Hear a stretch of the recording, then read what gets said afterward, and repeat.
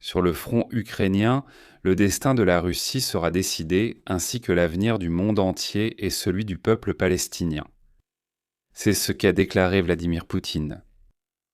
Une phrase qui relie deux conflits qui, à première vue, semblent complètement sans rapport. L'invasion de l'Ukraine par la Russie et la guerre du Hamas et de l'Iran contre Israël. Mais il n'y a pas que l'Ukraine et les Palestiniens dont l'avenir est en jeu. Selon Poutine, c'est le monde entier qui l'est. Au début, cela peut sembler être une exagération, juste une autre déclaration dramatique d'un politicien. Mais Poutine sait exactement de quoi il parle. Pour comprendre Poutine, il faut d'abord comprendre pourquoi l'Occident ne le comprend pas, ne l'écoute pas, ou plutôt ne veut pas l'écouter. Permettez-moi de résumer le XXe siècle en 3 phrases. Vous pouvez considérer le XXe siècle comme une guerre entre 3 puissances, les démocraties occidentales, le nazisme et le communisme. Lors de la Seconde Guerre mondiale, les communistes et les démocraties libérales ont vaincu les nazis. Ensuite, pendant la guerre froide, l'Occident a vaincu le communisme lorsque l'Union soviétique s'est effondrée en 1989. Et au début des années 90, les accords d'Oslo ont été signés. Et il semblait même que le conflit sans fin au Moyen-Orient pourrait enfin être résolu. Il existe un essai célèbre qui résume bien cela. Quiconque a étudié les sciences politiques le connaît. C'est La fin de l'histoire de Francis Fukuyama. L'Union soviétique s'était effondrée. Tout le monde était d'accord pour dire que la démocratie était la bonne voie à suivre. Qui veut encore des guerres ? Les guerres sont mauvaises. Fukuyama a affirmé que l'histoire avait atteint son point final. La démocratie libérale avait gagné, et à partir de maintenant, tout irait bien. Et avec l'essor d'Internet et des vols internationaux bon marché, le monde a commencé à paraître plus petit, plus accessible. Pourquoi faire la guerre quand on peut écouter sa chanson préférée sur YouTube ? Cette idée, la fin de l'histoire, était tellement séduisante et rassurante que beaucoup en Occident en sont devenus accros. Mais cette victoire de l'Occident n'a pas été célébrée par tout le monde. Une personne qui ne l'a certainement pas fait, c'est Vladimir Poutine. Il a commencé sa carrière comme agent du KGB. Il a servi le régime communiste. Il a grandi avec une idéologie anti-occidentale. Et voir son pays sombrer dans le chaos pendant que l'Occident prospérait, cela a laissé une profonde cicatrice. Pire encore, d'anciens pays du bloc de l'Est comme l'Allemagne de l'Est, la Pologne, les États baltes et l'Ukraine se rapprochaient de l'Occident. L'Occident honnit se rapprocher. Ce n'étaient même plus seulement de lointains Américains bedonnants et leurs films hollywoodiens bon marché. L'Occident était désormais aux portes de la Russie. L'Occident parlait russe en Ukraine. Et pour Poutine, c'était une menace, une invasion napoléonienne moderne, un danger pour Moscou, un danger pour l'identité russe. Un autre groupe n'ayant pas adopté les valeurs occidentales est le monde islamique, ce que beaucoup en Occident peinent à comprendre, leur société étant majoritairement laïque. La religion est personnelle, je suis juif et vais à la synagogue, mon voisin chrétien va à l'église, un autre voisin est musulman. Il va à la mosquée et 10 autres voisins ne vont dans aucun lieu de culte. Permettez-moi de vous donner un exemple pour clarifier ce point. Le pays occidental le plus religieux est sans doute les États-Unis. Des dizaines de millions de chrétiens dévots y vivent, répartis en de nombreuses confessions. Savez-vous ce qui est aussi abondant aux États-Unis ? Les armes à feu. Des dizaines de millions de chrétiens possèdent des dizaines de millions d'armes à feu. Et combien de chrétiens tirent sur d'autres chrétiens ? Presque aucun. Combien de chrétiens menacent les juifs de mort à moins qu'ils ne se convertissent ? 0. En Europe, il y a des millions de protestants et de catholiques.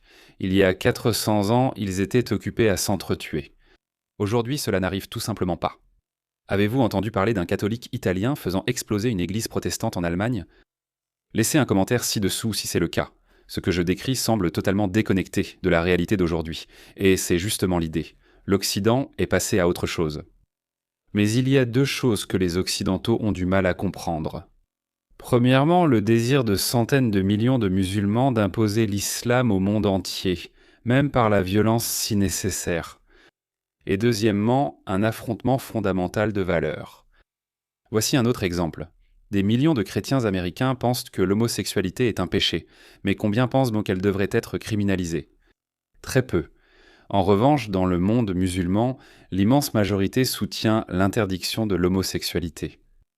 Même en Europe, dans les villes les plus libérales, plus de 50% des musulmans pensent que l'homosexualité devrait être interdite. Ce n'est qu'un exemple. Il y en a d'autres. La liberté de religion. Aux États-Unis, je peux me tenir sur la place publique et crier que je déteste Jésus. Ce n'est pas le cas dans une société musulmane. Les droits des femmes et la démocratie sont presque absents dans la plupart des pays musulmans. Je ne vais pas entrer dans les détails, mais les valeurs fondamentales de l'Occident sont absentes dans de nombreuses sociétés musulmanes. Non seulement cela, mais elles sont souvent détestées, rejetées comme fondamentalement non islamiques. Les Américains ont eu un signal d'alarme le 11 septembre, mais beaucoup l'ont mal compris. Le 11 septembre n'était pas seulement une attaque terroriste menée par un groupe de fous. C'était une déclaration de guerre contre les valeurs occidentales, contre les libertés que l'Occident chérit, la liberté d'être homosexuel, de critiquer le régime, de choisir sa religion. C'est de cela que Poutine parlait. C'est une coalition de forces anti-occidentales qui cherchent à saper l'ordre mondial. C'est pourquoi il place l'Ukraine et Israël en première ligne dans la bataille pour l'avenir du monde. Lorsque Poutine a envahi l'Ukraine en février 2022, beaucoup ont rejeté cela comme un simple différend territorial en Europe de l'Est. Beaucoup voient aussi le conflit au Moyen-Orient comme un différend territorial. C'est plus facile ainsi, plus facile de faire semblant que cela ne vous concerne pas, plus facile de ne pas écouter l'autre camp. Poutine lui-même l'a clairement dit. Il ne s'agit pas seulement de l'Ukraine, c'est une guerre d'identité, de culture, de savoir qui contrôle le monde. Et ce n'est pas qu'une théorie, cela s'appuie sur une coopération militaire. La Russie a utilisé des drones suicides fabriqués en Iran en Ukraine, notamment les Shahed 136 et Shahid 131. Ce sont des drones longue portée qui transportent des explosifs et s'écrasent sur leurs cibles. La Russie en a lancé des centaines sur les villes ukrainiennes, visant l'électricité, l'eau et les infrastructures de transport, dans le but de terroriser les civils. Est-il vraiment surprenant que des armes iraniennes soient utilisées par la Russie pour cibler des civils ukrainiens? La Russie envoie également à l'Iran des armes occidentales capturées en Ukraine pour faire de la rétro-ingénierie, afin que l'Iran puisse les copier et les améliorer. Et en Syrie, qui semble aujourd'hui être un conflit lointain, l'Iran et la Russie ont travaillé ensemble pendant des années pour maintenir Assad au pouvoir. Ensemble, ils ont brutalement écrasé le peuple syrien. La même chose se passe ici. Le Hamas est le bras armé de l'idéologie iranienne, mais c'est aussi un pion dans le jeu d'échecs mondial de la Russie. Après le massacre du 7 octobre, l'une des pires atrocités du XXIe siècle, la Russie n'a pas condamné le Hamas. Au lieu de cela, elle a blâmé Israël et a accueilli des délégations du Hamas à Moscou. Et cela ne s'arrête pas à la diplomatie. La Russie a compris qu'elle pouvait embraser l'Occident via Gaza, attiser l'agitation anti-occidentale dans le monde musulman, renforcer l'alliance anti-américaine dans toutes les directions. Poutine ne cache pas cette alliance. Il accueille le Hamas à Moscou, renforce les liens avec Téhéran, soutient Gaza, condamne Israël, non pas par amour pour les Palestiniens, mais par haine de l'Occident. Parallèlement au monde physique, il y a une guerre des perceptions, et la Russie y excelle. Elle diffuse de la propagande via des chaînes Telegram, des forums et les réseaux sociaux. Elle amplifie chaque vidéo choquante provenant de Gaza et ignore complètement le massacre du 7 octobre. Elle s'associe à la stratégie de l'Iran, présentant Israël et l'Occident comme le mal absolu. Le but est le chaos, retourner les sociétés occidentales contre elles-mêmes.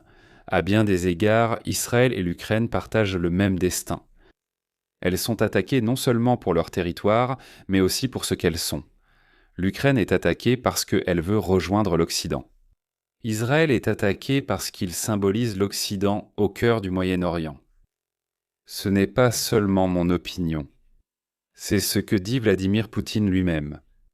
Je ne fais qu'expliquer cela. Je fais ce que beaucoup en Occident refusent. J'écoute. J'écoute vraiment l'autre camp, ce qu'ils disent. Merci de partager cette vidéo avec ceux qui ont du mal à entendre l'autre point de vue. Et n'oubliez pas de vous abonner, de laisser un commentaire, et on se retrouve dans la prochaine vidéo. Yalla bye.